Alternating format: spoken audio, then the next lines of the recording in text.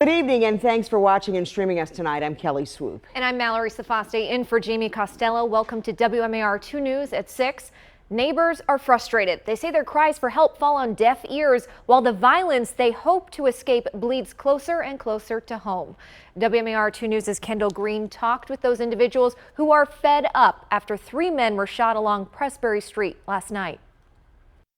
Here's where the blood, you see the drippings.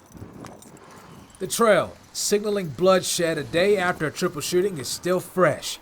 But the pattern of gun violence that injured 3 men in the Matthew Henson neighborhood Monday night is nothing new. We had a woman was shot here. She was getting out of a car right here. This was last year. She got shot getting out of a car. Dr. Marvin Cheatham, the president of his neighborhood association, says he was screaming for help then, and he's doing it again now. Neighbors tell us they heard nearly 30 rounds air out Monday night, and all they could do was drop to the floor. While they managed to dodge the bullets, 3 men in their 20s could not, with shell casings like this one left behind on the scene.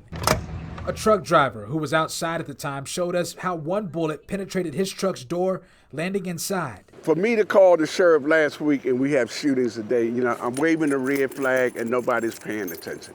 Dr. Cheatham tells us he and his neighbors band together often to do what they can, but lately they've been losing ground while other neighborhoods get relief. All the crime that's happening here is disregarded. Safe streets, we get no coverage. Cease fire, we get no coverage. Even the rally that they had yesterday, this is our street or something like that, a great group, but they were at Sandtown. They have not been here. And we're saying we're begging for help. I just heard the gunshots last night. I came downstairs to make sure all my kids was in the house, because that's what you do when you hear that. Larry Whitfield says he watched gunshot victims running for their lives, and all he could do was think of the lives of his children and their safety. I still got 5, so I make sure they're in the house at all times, especially at nighttime.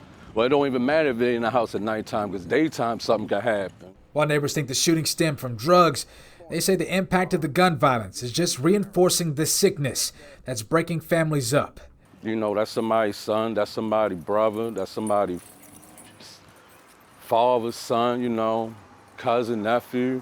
It's somebody in the family, In Baltimore, Kendall Green, WMAR 2 News.